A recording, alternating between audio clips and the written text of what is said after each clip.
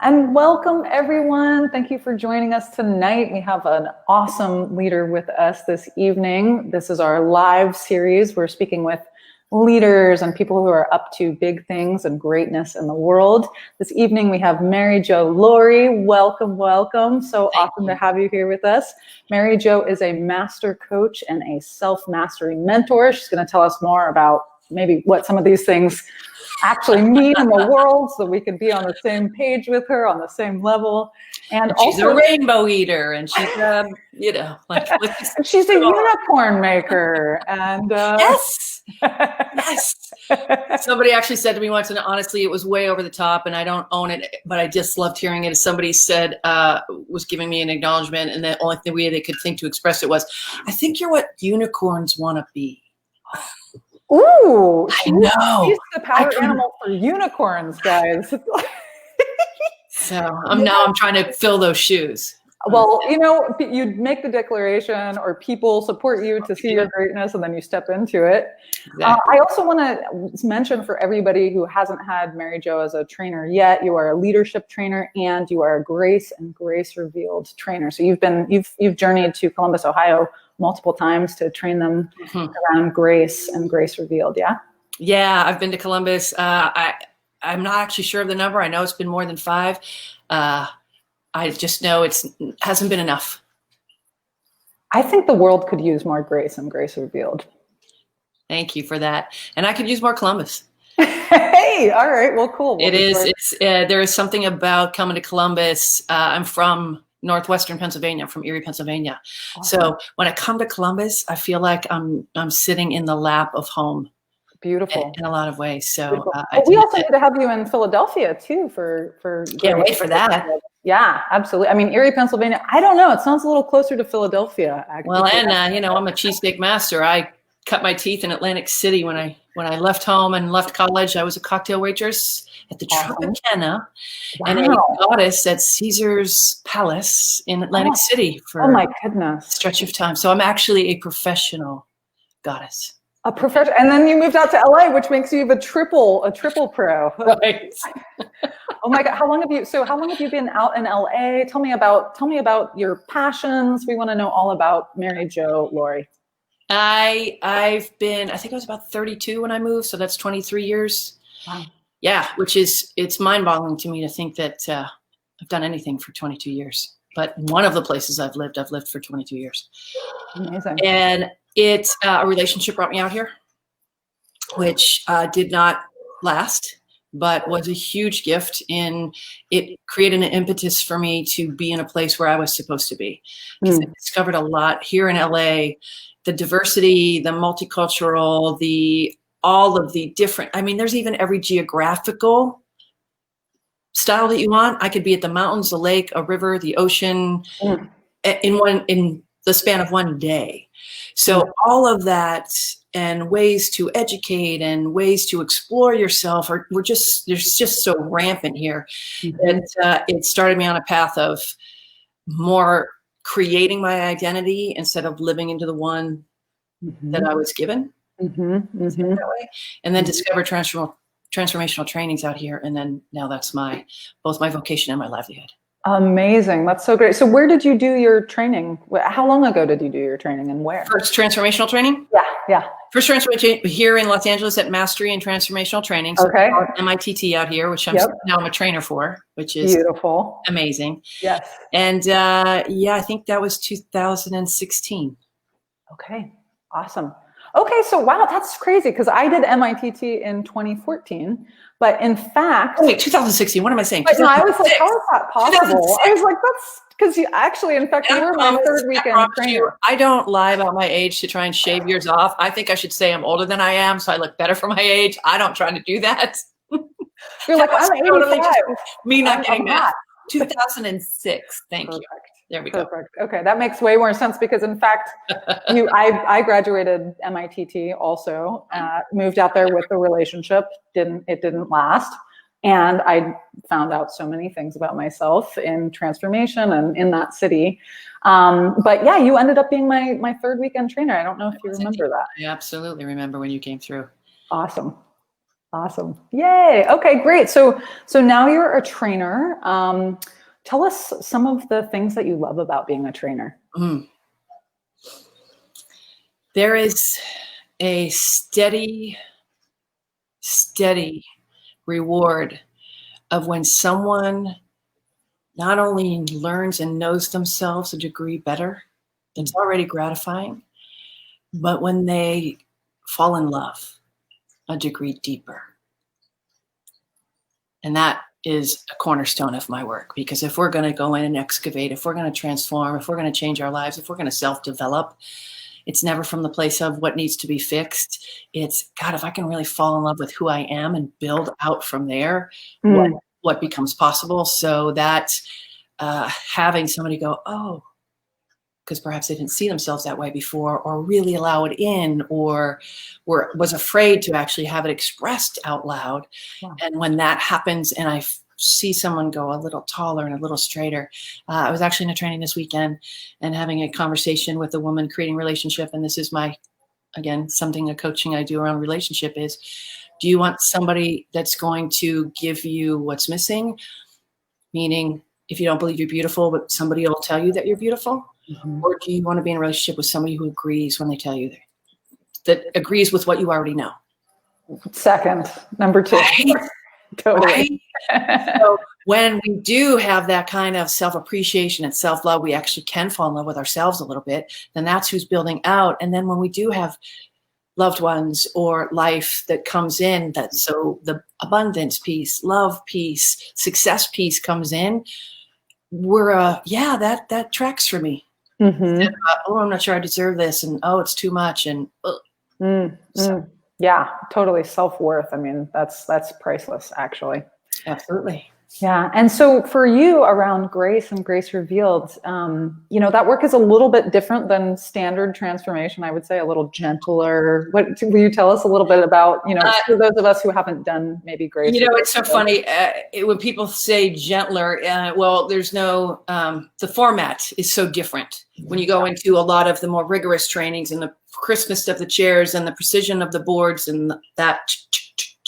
In grace, I won't say too much about it because everybody gets to discover it for themselves. Totally. The room looks a little different. The come from's a little different. Even the dress is a little different.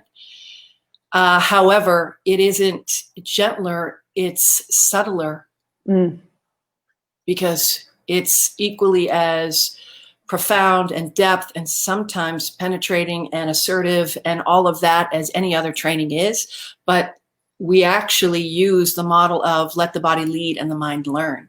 So we have so much wisdom in the body. The body responds itself, even as a tool to teach, can teach us about everything.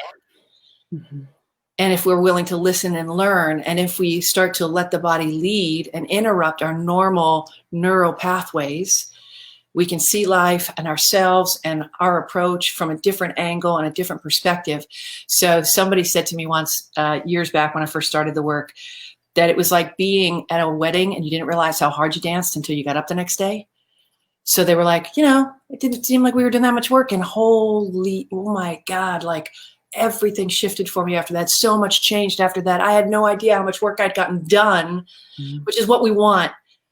I mean, I won't speak for all people out there, but I do know I love when people talk about what happens after the training, the impact on their life, the training. If they talk about the training, it's not as gratifying as they talk about how their marriages took off, or how their kids are thriving now, or how they healed that relationship, or they started that company that they've always dreamed that they didn't think they could.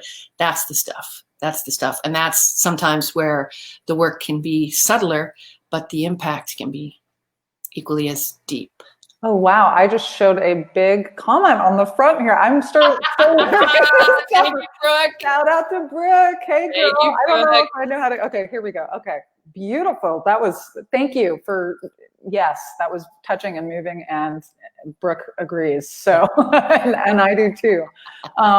Beautiful. So, I mean, did you get to do some, it is interesting. So it's like, it is powerful to be able to get I feel like there's something missing in our society around softness, and certainly biorhythms and, connection to nature, the natural rhythms and the natural patterns and our bodies. And it's like we're so caught up in our using our minds, right? But like we're missing out on such massive capacity for growth and for communication and for wisdom. And I think a lot of what's going to happen in this period of massive transformation that we're all in, this accelerator that is undeniable at this point for sure, is that we come back to a lot of that wisdom. And maybe that wisdom is, even because everything's conscious, it might even be more powerful than it's ever been in the past. You know, especially if we talk about the collective consciousness, as we start dropping into that more and more and coming home to our nature. And it is amazing to me as I do my own work in the I, and I do the work in the we, and I see the impact in the all, how oftentimes I will fool myself into what my nature is. Say, well, that's just the way I am. That's my nature. And then when challenged, actually, no, that was conditioning. That's a belief I chose into again and again until it became so deeply ingrained. I stopped paying attention that it was something I was choosing instead of something I truly am. So if we can keep coming home to ourselves, and we're in such an informational age and such high energy and such content and so much and everything. And when I like relate to the kids in my world and my life about how much they know that I didn't have a concept of at that age. However, how to process it, how to find me in it, how to have infrastructure in the system, intellectual, spiritual, emotional, as physical, so that I can move with all of this incredible speed of information and new things springing up. And what we were sure was totally true, 6 months later, we find out the opposite is, you know, like things are moving so quickly that when you started to speak of that, about the softness or even the slowing down, we are being invited in a powerful way right now to remember that's going to take choice. It's really easy to get into this. And in the pandemic and in the forced outside structure being stripped away, people have been discovering what they've been using for their infrastructure, or perhaps they haven't been using anything at all. Wow. So this is really a prolific time. And I'm always very conscious when the subject comes up. If I may take a moment. Yes, please. Absolutely. I don't believe that anybody who's lost someone or has suffered in this, what our world is currently experiencing, was worth what we're going to get out of it. And I just want you to know that. And for anybody who has felt the pain or has had the loss or has been on the front lines, growing something out of this is not to dishonor you. In fact, it is to honor you with deep respect. Yeah, that is awesome to be spoken. And it's interesting in this moment, just being clear on our communication and what we're actually projecting versus what we think that we're projecting, and how things are going to be taken. So thank you for. Yeah, you bet. Yeah. But since we're here, let's grow with honor. Let's grow with respect, especially for those that have made the sacrifices that we have this growth opportunity. Feels really important to me. Yeah. Yeah. And how cool that it's been like everybody seems to be jumping into action to support the movement and to join together. And gosh, I guess what's become apparent to me through the discourses that I've been having is just how much acknowledgement and appreciation and just being present for your relationships with human beings. Like, people are starved for that right now, starved for that. And just simply like connecting and offering your love and apologizing in certain respects, right? Like, I'm really sorry. I've been I haven't said hello to this many people in my neighborhood since I moved here. Wow. Everyone says hello now. Everyone says hello when we're out walking or on the bike ride, or we're in the conversations I've had with people in the grocery store when I've made my outward runs, or whatever that looks like. Because again, like you said, the way we have had it built in is missing. So we're trying to find different ways to come from. And there's something about when you strip away the norm, people are taking risks and finding out other people want to connect too. So as I'm walking down the busy street, I don't want to be the weirdo that says hi to everybody when everybody's looking down or looking at their phone. But there's enough people looking up now. Yeah. That there's more risk taking around that in the subtle ways, in the small ways, in the reaching out and neighbors, supporting neighbors. And that's been that part of humanity, the way we rise up in that has been one of the things that's been nursing the hurt in my heart. Seeing that part. I mean, it's a vocal part, and it's certainly on media, and I'm heartened that I feel that the majority of people actually do want change, and even especially with the Black Lives Matter movement, like watching people together en masse to really affect something different than we've been experiencing. Like, wow. I mean, and we're creating the next level. Not no pun intended, but we are creating what we're going to be moving into. Yeah, maybe a little pun, but we're creating it right now with our actions. So I want to talk about, you've got this beautiful workshop around this topic. Yeah. Yes. It's something I actually wrote last year. I was invited to support this college group that is transplanted out to LA every year for the film industry. And a lot of them have some really high anxiety. It's their last year of school, the rest of their lives depend on their next few choices. And they're with strangers and they're not in their homes. And so they actually, one of the directors of the program has been in the rooms with me and has had me as a facilitator multiple times and said, hey, can you just create something for these kids? And what do they really want? So I put out a questionnaire, and dealing with anxiety was the request. And when I really sat down with what tools do I have and what's the work, I've never positioned it exactly like this before, and just gave birth to this amazing experience called Navigating Anxiety. And then within months, COVID showed up. Wow. And everybody's anxiety was going right through the roof. So I've now done this. I've self-produced it. I've had companies bring me in to do it for their people. I'm getting to come to Columbus and do it with your people. It's been mind-blowing to start to dismantle what anxiety is. Because a lot of people, it's like the old joke about pornography. I don't know exactly what it is, but I know it when I feel it. Right? I don't know. So let's start exploring that. Let's start bringing it up and out. And what if it wasn't something to fix? What if it was something we could use? Wow. And so that during this experience, we start to explore, again, without taking a look at it, what is the conditionings I have around anxiety? What is it I do know? What is it I don't know? Where could I shine a light? What can I bring up and out to see how I could have this working for me? How could I use this instead of feeling used by it? Wow.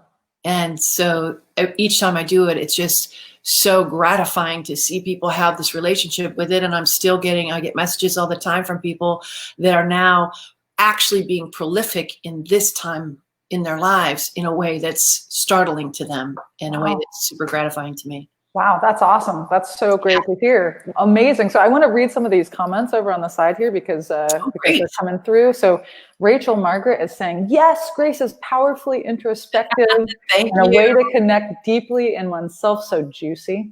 Awesome.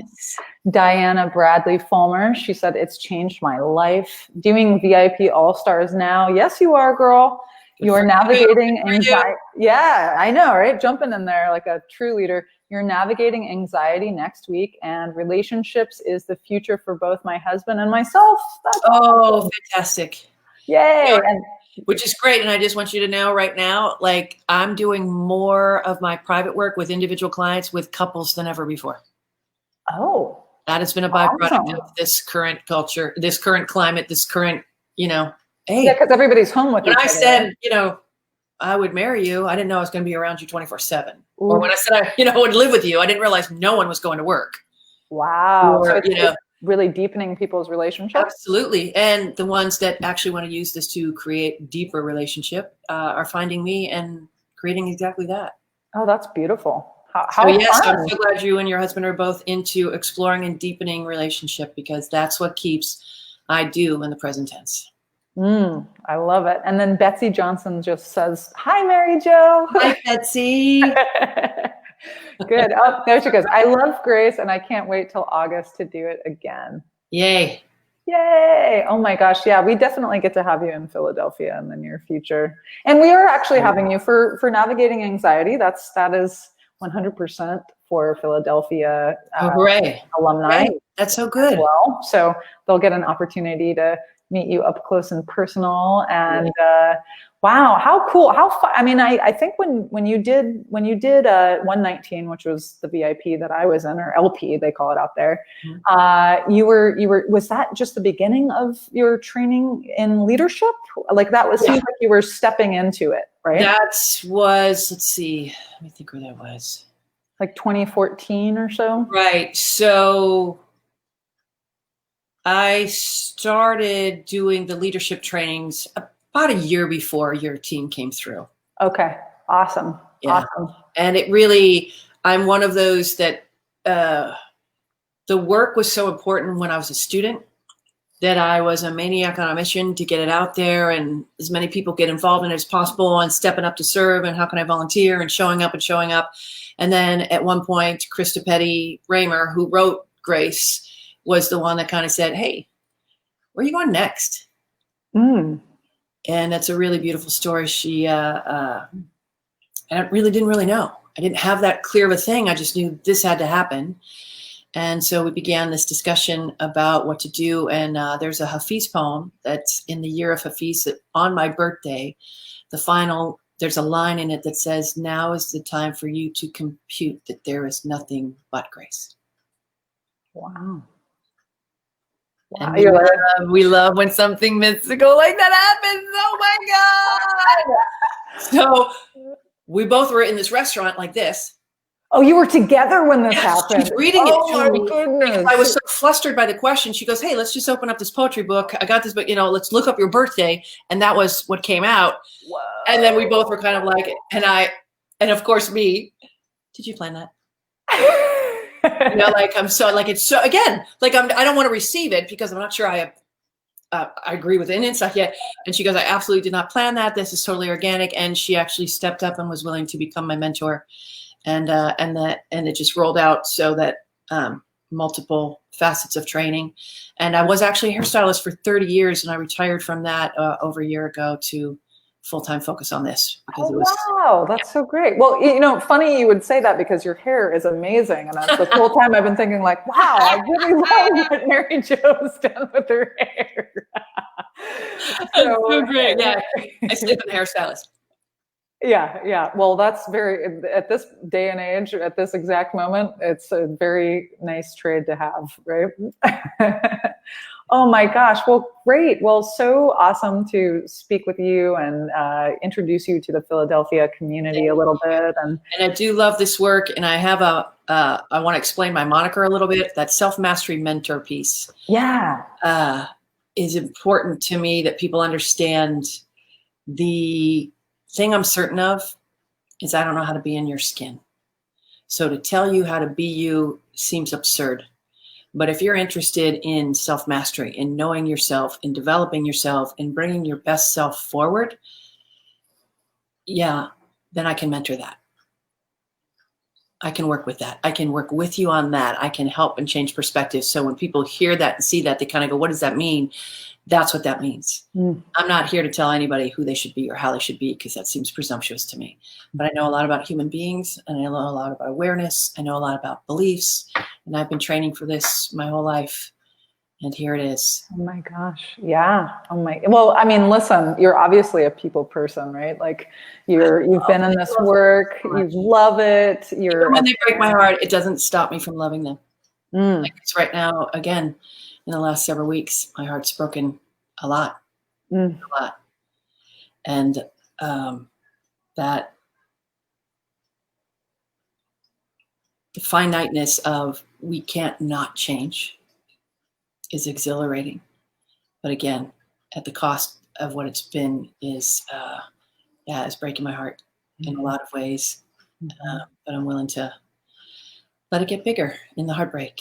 Mm. So That's the true strength, right? That's the true strength of being a stand and being a leader. So thank you for paving the way for many of us to join you in that adventure. yes, it is an And adventure. yeah, and beautiful, and really excited to spend some more time with you on June 18th. Yes, June 18th. So it's next Thursday, not this Thursday. Correct. A week from Thursday, 7 p.m. Eastern time.